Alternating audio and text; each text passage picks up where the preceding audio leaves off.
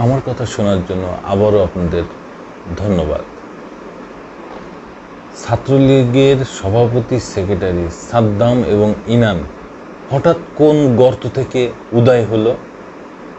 পালাতক থাকা অবস্থায় গর্তের ভিতরের থেকে তারা একটা বিবৃতি দিয়েছেন। অবশ্য ছাত্রলীগের যেই নিজস্ব ফেসবুক, সেই ফেসবুক তো নাই, খুঁজে পাওয়া যাচ্ছে না। তবে ওনারা একটা ফেসবুক অ্যাকাউন্ট থেকে তারা একটা বিবৃতি দিয়েছেন।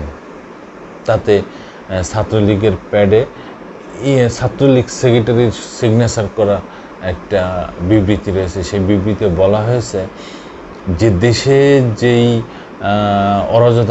অরাজকতা চলতেছে, বিভিন্ন অনিয়ম চলতেছে, তারপরে ছাত্রলীগের কয়েকজন নির্যাতিত হয়েছে, সেই বিষয়ে তারা বলেছেন যে এটা সুষ্ঠু তদন্ত করে বিচার করতে হবে এবং সমাজের অসঙ্গতিগুলো ঠিক করতে হবে।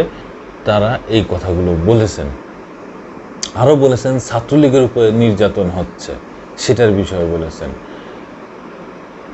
তো ব্যাপার হচ্ছে যে আপনারা যখন ক্ষমতায় ছিলেন তখন তো বিরোধী পার্টির উপরে, এনটি পার্টির উপরে আপনারা তো এরকম নির্যাতন করেছেন, তখন তো আপনারা কোনো বিচার চান নাই।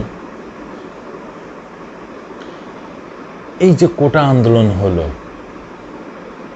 আপনারা তো এই কোটা আন্দোলনের সাথে সহযোগিতা করেন নাই, বরঞ্চ কোটা আন্দোলনের উপরে আপনারা হামলা চালিয়েছিলেন, একটা নিরপেক্ষ আন্দোলনের উপরে আপনার হেলমেট বাহিনী হামলা চালিয়েছিল। এই গত 15 বছরে যত রকম ছাত্র আন্দোলন হয়েছে সময়ের দাবিতে, আপনারা কোনো আন্দোলনের সাথে সহমত পোষণ করেছেন? করেন নাই। আপনারা কোনো আন্দোলনের সাথে ভালো ব্যবহার করেছেন? করেন নাই। সব সময় আপনারা ওই আন্দোলনের বিপক্ষে ছিলেন এবং সেই আন্দোলনে হামলা চালিয়েছেন।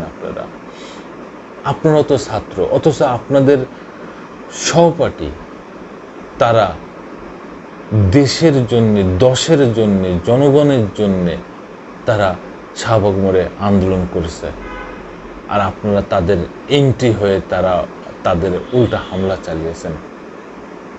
আপনারা প্রাচ্যের ঐতিহ্যবাহী ছাত্র সংগঠন, কিন্তু আপনারা সেটা ভুলে যে আপনারা হয়ে গেলেন আওয়ামী লীগের একটা সন্ত্রাসী দল, সন্ত্রাসী ছাত্র সংগঠন। আপনাদের আমলে, আপনারা ক্ষমতায় থাকাকালীন ঢাকা বিশ্ববিদ্যালয়, জাহাঙ্গীরনগর বিশ্ববিদ্যালয়ে বহুত অত্যাচার হয়েছে, বহুত মানুষ, বহুত ছাত্র নির্যাতিত হয়েছে। লাস্ট নির্যাতিত হয়ে মারা গেছেন আবরার।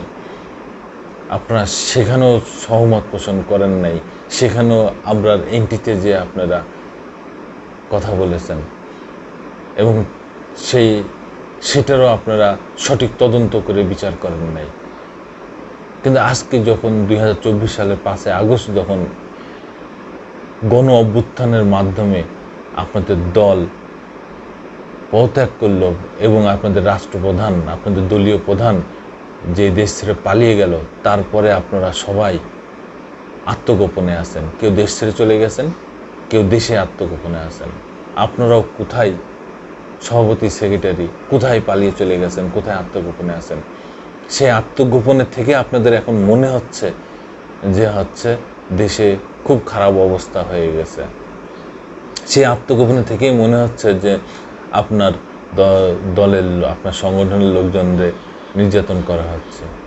কিন্তু যখন আপনারা ক্ষমতায় ছিলেন তখন আপনাদের মনে হয়নি যে আপনারা বিভিন্ন দলের ছাত্র সংগঠনের উপর অত্যাচার করতেছেন, সেগুলো আপনাদের চোখে বাঁধে নাই।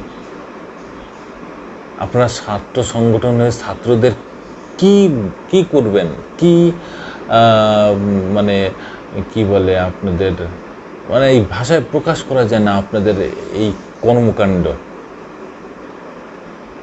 আপনারা ছাত্র সংগঠনের বিবেক হয়ে দাঁড়াবেন, ছাত্র সংগঠনের পাশে দাঁড়াবেন, ছাত্র সংগঠনকে উজ্জীবিত করবেন, ছাত্র সংগঠনকে দেশের কাজে লাগাবেন, সমাজের যে অবক্ষয়গুলো আছে সেখানে ছাত্ররা যে রুখে দাঁড়াবে, পাশে থাকবে, অথচ আপনারা ছাত্রলীগ কোনো কাজেই আসেন নাই। শুধু একটা কাজ আপনারা খুব ভালো পেরেছেন, ভালো করেছেন, সেটা হচ্ছে সন্ত্রাসী কার্যক্রম কিভাবে করতে হয়, কিভাবে টাকা বানাইতে হয়, লুটপাট করতে হয়, চাঁদাবাজি করতে হয়, এগুলো আপনারা খুব পেরেছেন। সেই কাজগুলো আপনার দীর্ঘ 15 বছর আপনারা করে আসছেন, আর এখন আপনাদের বিবেকে বাঁধতেছে। এতই যদি বাদে, তাহলে আসেন না, ওপেন চলে আসেন, ওপেন সামনে এসে আপনারা কথা বলেন। যেমন আপনি সাদ্দাম সাহেব কোটা আন্দোলনের সময় ছাত্রদের ফু দিয়ে উড়িয়ে দেবেন বলেছিলেন। এই কোটা আন্দোলনের নামে আপনি বিভিন্ন রকম অপপ্রচার চালিয়েছিলেন। আজকে কেন আপনি পলাতক, কেন আত্মগোপনে রয়েছেন, কেন পালিয়ে রয়েছেন, কেন আপনি সেই ছাত্রদের মাঝে ফিরে আসেন, সেই ছাত্রদেরই এসে বলেন এটা ঠিক না, এটা ঠিক, এটা ঠিক না, এটা ঠিক না। আপনার ভিতরে যখন বুঝ আসছে, আপনারা যখন দুজন বুঝছেন যে আমাদের এগুলো ঠিক হয়নি করা, এখন যেটা হচ্ছে এটাও ঠিক না, সেই বুঝটা নিয়ে আপনারা মানুষের সামনে আসেন, ছাত্র সংগঠনের সামনে আসেন এবং দেশের কাজে লাগেন, দেশের উপকারে আসেন। ক্ষমতায় থেকে এক বিন্দু পরিমাণ আপনারা দেশের উপকারে লাগেন নাই, আবার ক্ষমতায় না থেকেও দেশের উপকারে যদি না লাগেন, তাহলে আপনারা কেমন ছাত্র, কিসের ছাত্র আপনারা? দর্শক বন্ধুরা, আমার কথা যদি ভুল ভ্রান্তি থাকে অবশ্যই ক্ষমা সুন্দর দৃষ্টিতে দেখবেন, আর যদি আমার কথার সাথে একমত হন তাহলে অবশ্যই কমেন্টসে জানাবেন। আবার আসবো নতুন কোনো কথা নিয়ে, নতুন কোনো ঘটনা নিয়ে। আমি প্রিন্স।